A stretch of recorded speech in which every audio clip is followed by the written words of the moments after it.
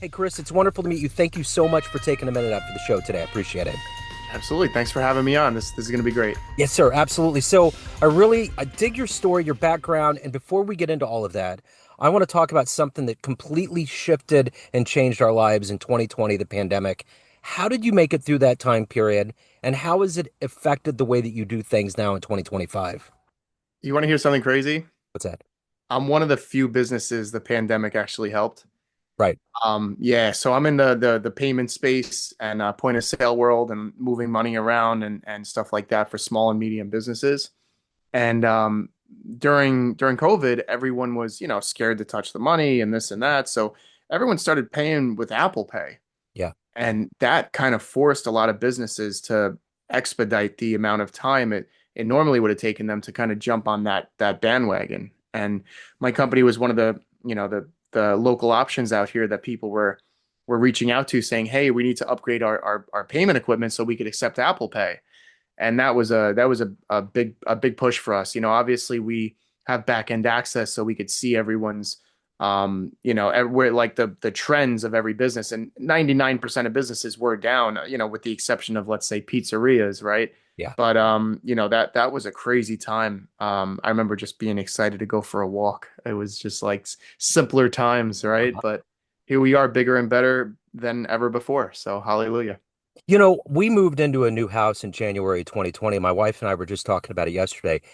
And then the pandemic hit, and in March, everybody was walking, everybody was outside, dogs were singing, birds were chirping. There was all this action, and I was like, I was just thinking about that and how no one now is outside the way they were before. And it seemed like there was kind of a eureka moment. Yeah, there was a lot of whoa, it was a scary time, but it almost seemed like we reverted back to the 80s. You know, Yeah. there was this kind of let's get out and get some fresh air, let's do something other than look at our screens. Yeah, and it forced everyone to just like connect with Mother Nature, and Mhm. it felt like time slowed down. Maybe not in always the best way, but I remember like just like the little moments of just like having a conversation with someone like face to face, like like your wife or husband or whatever, was just it really meant everything. And people it put things into perspective. And now we're all caught up in this whirlwind again of just going like like I said before we hopped on together, just going 100 miles an hour and Yep. in the left lane and never looking back and whatever. But I mean, I'm just glad we're through that. I'm praying to God we never have to go down that crazy road again, because Yeah. that was basically hell on earth. But I think a lot of people learned a lot from it. I know I did. Absolutely. Well, I think it was an existential fork in the road. I think we all had that moment, all of us that are here living our lives where we took things a little bit more like, this is what I want to do. Making choices and, not dealing with the BS, not dealing with the fluff, just getting right to the heart of the matter. Yeah, absolutely. I mean, I don't think you could have said that any better, honestly. So let me ask you this. When you were, before we get to that, if you were to explain what you do, because on paper, you're an entrepreneur, you're a sales strategist, you're an author, you got a lot going on. But if you were to get in front of a bunch of 12-year-olds at career day and one of the kids was like, hey, what do you do for a living? How do you answer them? I would say I help small businesses succeed. Okay. That's what I do. I create relationships, and I become a detective, and I try to figure out what each specific customer of mine or client of mine is looking for and needs, whether they realize it or not. They might not necessarily be thinking, "Oh, there's a way to connect my Grubhub, Uber, and DoorDash tablets into my point of sale system." But it's up to me to ask the right questions to kind of uncover that. So it's my job to become a detective and help people save money, get better technology, and give better support along the way. You're almost like a numbers therapist, Yeah, it's something like that. so Yeah. to speak. I'm definitely part therapist. I could tell you that much. Yeah, totally. So what did you want to be at 12 years old? What was your dream gig? I wanted to be I wanted to be a street sweeper. Okay. I looked out the window and I remember seeing that big truck go along, and I thought it was the coolest thing ever. I'm like, that truck cleans all the streets. I want to do that. Yeah. Um, but yeah, that was as high as I dreamed. So Oh man. talk to me a little bit about growing up. What were some of these foundational elements? Because very clearly you went from broke to seven figures. What were these foundational seeds that were planted that turned into the success for you?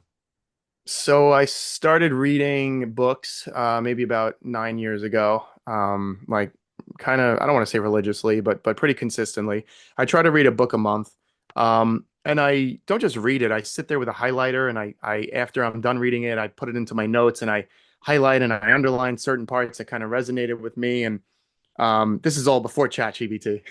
Yeah. So, so now everyone has like the cheat code. Oh, give me the Cliff Notes version of this book. And yeah, like there's studies that show that yes, we have more information than ever, but our brains are working less as hard. So technically we're less smart, but we have more access to information and how you use it, whatever. That's a whole different conversation. But um, I mean, just to get back to your original question of how to your original question was how to basically piece it all together, right? Yeah, just what were the elements that were instilled, whether it was family or you or an hmm influence around you that made you successful? Yeah, so I was just going on a rant about books. That's key, and learning from books is key. So one of the most important things that I learned from books is just efficiency. So every second of every day, I'm always trying to get something done. I hate almost eating in a sense because I feel like I'm not doing something that I could be doing to help build things. But I'm such a foodie at this point. I've learned to kind of suppress that. But no, but honestly, being efficiency and like I use a lot of different tools for it. If you want to get into like the weeds, I use a tool called MapQuest Route Planner. So I'll punch in like 20 addresses and it'll tell me the most efficient route to drive that route for the day. Like little things like that, like iPhone notes. I'm in my iPhone notes constantly, Yeah. just getting rid of this, getting rid of that. And once I do something, I don't just cross it off. I delete it. It's gone. I'm over it. I'm already on to the next thing. So it's just always looking forward and trying to do things as good and fast as possible. I know you kind of compromise quality when you get quantity, but in my specific industry, I have to worry about kind of both, and it's hard. So it's just trying to like juggle and do the right balancing act so that way, clients get the best quality and you could reach as many people and help as many people as possible. I remember back in the flip phone days, maybe 15, 20 years ago, when you had to print MapQuest out and you had to put hmm it on paper and those days, and just how much easier it is now just to pull it up on your phone. It's like it was crazy before, you know? Yeah, yeah, it really was. I mean, how much ink did people use? Oh my Because God. it's just nuts. It was crazy. So, who has been that inspirational force? Who's been that hero in your life that's allowed you to find your place, to find success in who you are in life? Yeah. I mean, I have a couple really good mentors. I have a guy like in my specific space. His name is James Shepard. He puts out all the videos in my industry, and he's just amazing. His last name is actually Shepard, but he's more like a guy that leads everyone. So it's kind of funny. His last name is Shepard. Such a nice guy, such a genius. Super helpful. Just gives you the right motivation you need. And then, the guy that is the CEO for the company that I'm with, because I'm actually a representative of the company. I'm a sales rep. And he is the most amazing person ever. He has the patience of a saint, answering every email. I mean, the first year I got started, I must have taken up 80% of his day. And not once did I ever feel like he was rushing me or anything. So it taught me you just really in the beginning, you have to slow down to speed up and you have to give people the time that they really need so that way they can excel, which is only going to make you do better in life anyway. So if you can meet a big entrepreneur, somebody, I mean, the thing about the business world, it's a lot like sports. There's this rags to riches kind of a thing. Whether Mhm. it's the 86 Mets or it's the 1980 hockey team, we all love those stories of where you were in the beginning and how you built your way up. If you can meet one of those entrepreneurs, those heavy hitters, hang out with them, ask questions, who would it be? Yeah, so that's a really good question. There's probably a couple. I'm just gonna give two, just so that way we don't eat up all your time here and my time. I would say Jeremy Miner right now is like the top guy online you see everywhere. He's just blowing up the internet. Dresses a little funny, got a funny hairdo, kind of like mine, but he knows his stuff. He knows his crap. He really does. He's on the ball and he's ahead of the curve right now, ahead of the curve. And he's always adapting, which I appreciate. The next one would be Jordan Belfort. He's really my like go-to like, and it's not just because of Wolf of Wall Street. It has honestly nothing to do with that. It has to do with like his sales training tactics. And he was born on Long Island. I'm born on Long Island. And he came out with one of the most phenomenal sales books ever called The Straight Line System. And it's all about keeping people along a straight line And if they start talking about the price of tea in China, it's your job to get them back to the straight line. So, Yep. getting them from zeros to tens and each the product and you and this and that. I just really like the way his brain operates. So I'd love to kind of dig into that a little bit. And if he drinks, I'd love to have a drink with him. And I'm sure he's a fun guy to party with. So. So let me ask you this. What gets you up every day? What is it that motivates you to not only to do this work at a high level, but to take care of your soul, take care of your mental health and your world? How does all that come in and work for you? So every morning I wake up, I check my bank account. It's still not full, so that's what inspires me. I'm building a house right now, and I keep getting bills, so that's what inspires me. But honestly, it's more than money. It's just the goal to feel like when I put my head on the pillow at the end of the night, like I got something done, and I did something, and I did something the right way, and I made a difference in someone's life. So this may sound a little kumbaya, but it's actually what I believe in. So I believe I just try to help as many people in a day as possible with whatever situations they got going on. Obviously, with some level of focus, right? I'm not going to help them with, yeah, actually, I probably would help someone if they didn't know how to set up their home Wi-Fi network or something weird like that. But I don't know, just along those lines of just trying to help people and just do better. And then eventually, it's life is a big boomerang. It's going to come back to you. There is such a thing called karma. It's not just this random thing that everyone seems to talk about randomly. It actually exists. So, It's one of the most verifiable, empirical things that I can even imagine. And I'm coming from mhm. Missouri in the Show Me State, so I totally get it, you know. Yeah. Have you ever read the book called The Magic? Who wrote it?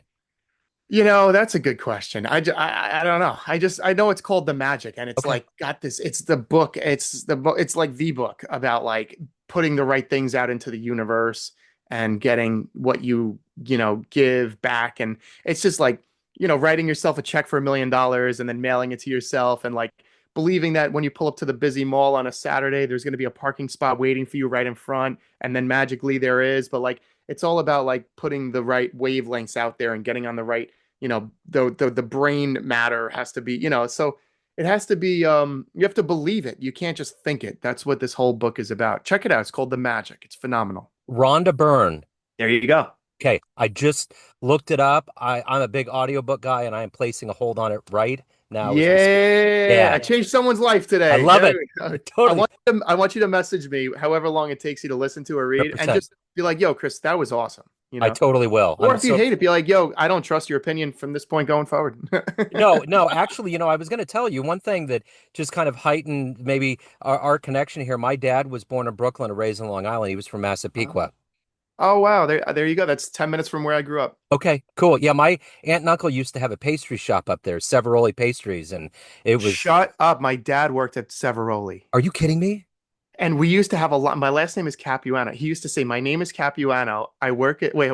My name is Capuano. I am Italiano. I work at Severoli and I make you ravioli." Wow.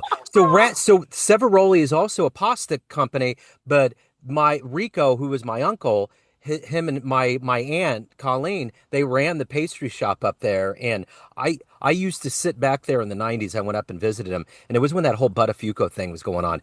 And I would Yeah. just, as a Kansas City guy, listening to the accents and the way they talked, it was hysterical. If I would have Yeah. recorded that, it would have been gold, man. Been viral. Absolutely. Yeah, he worked at the one, I think it was the big warehouse in Garden City. Okay, yeah. Yeah, and I remember as a kid, he used to bring home the clear big bags of cannoli cream, Oh and man. he would cut it open, and I would just be slurping Oh down dude. cannoli, and then I would run around the house like a psychopath as like a 6-year-old. Oh my God, it was the best thing ever. Man, my dad would go up there because, he would just thirst for the Italian cookie, the Mm. plentiful. So he'd get a box, and on the way to LaGuardia, he would eat the whole box and have agita the whole way home. It would look like he wrestled a ghost. You just have specks of white sugar all over him. I It was love it, awesome. man. So, Back in those simpler times, man, when black and white cookies made everyone happy, right? man, that's it. That it was the simple pleasures for sure. So Um, funny.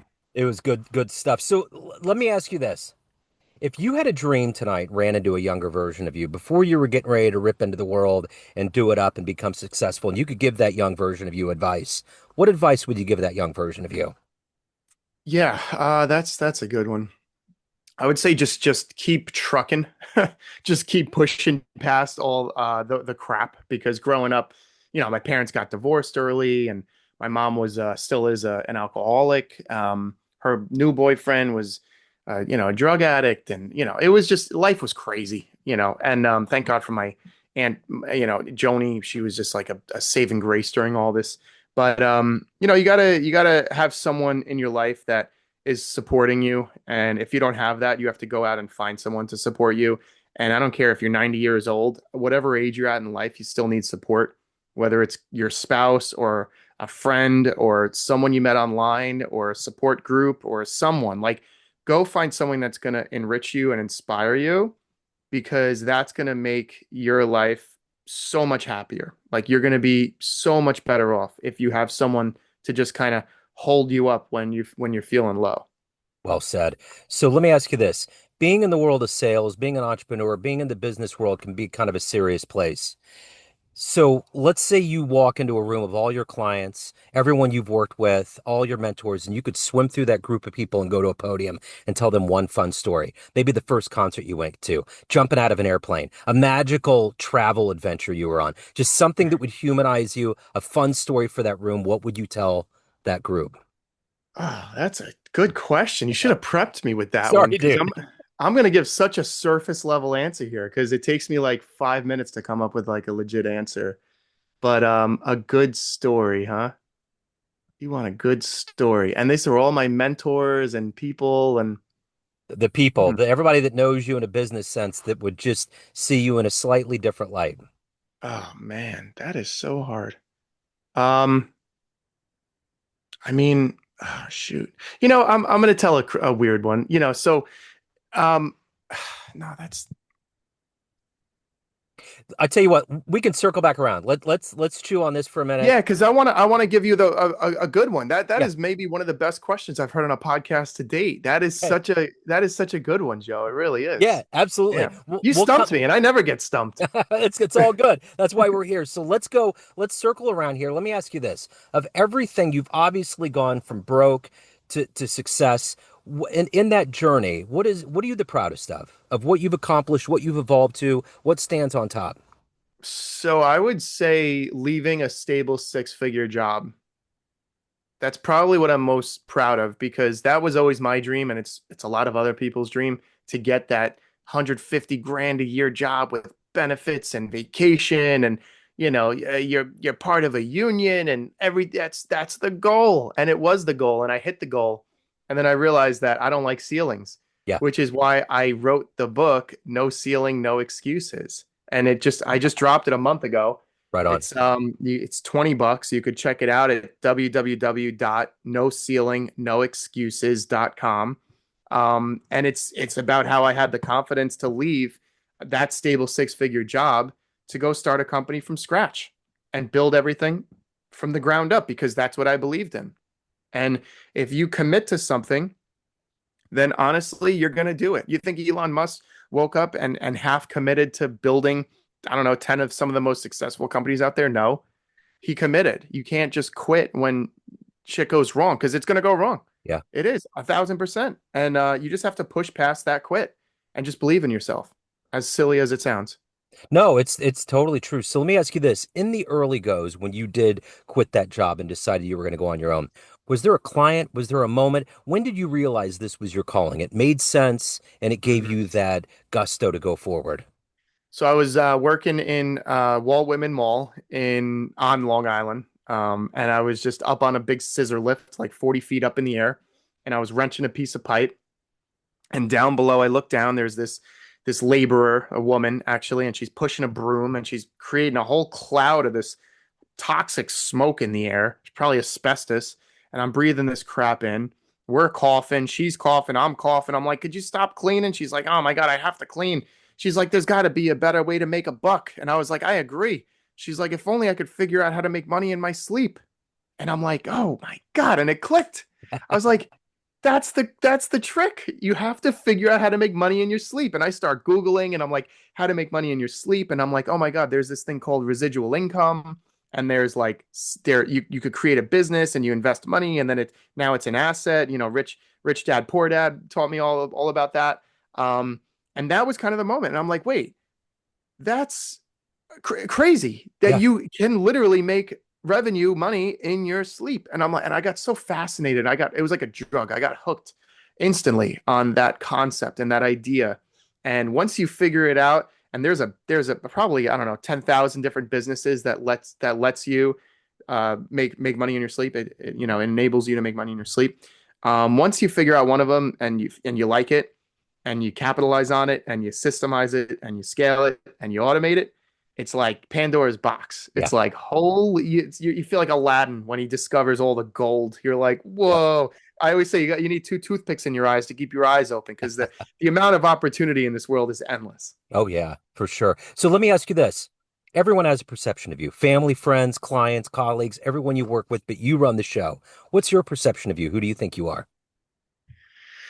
Man, it's been changing lately. I'm 35. I just turned 35, and now I'm kind of transforming from the worker into the owner, and I'm just learning how to manage people better and setting expectations, more realistic expectations, not expecting my workers to work as hard as me. Just treating them more as good as I can, as well as I can, because what I learned recently is the people around you kind of control your own success, especially your employees. If you have employees that are not going to do the right thing, or they don't look out for you, or they're always calling out sick, you could only get so far. If you have employees that take their job serious and they want to make you proud, like that's only going to help elevate you. So you really have to go out there and find the right people. And I saw a crazy statistic. It was like 82% of people are hired for the wrong position, for a new job. So when you're going through the motions of trying to find an employee, interviewed like, what is it, 8 times more people than you're thinking originally, Yeah, because the worst thing ever is to make a wrong hire. It could be the person's just not right for that role. It could be, and the reason why behind it. Like, you have to really dig into people and take them out to lunch and learn more about them, who they are personally, what their values are, their morals. I hire people based on personality. I literally, if you have experience, it almost hurts you. I swear to right. God, like everyone I've ever hired has had no experience in my field, and I only hired them based on their personality. So that's just me personally. I know everyone's different, but The best boss I ever had, he had two criterion, a willingness to learn and a great attitude. I love that. Yeah. You know?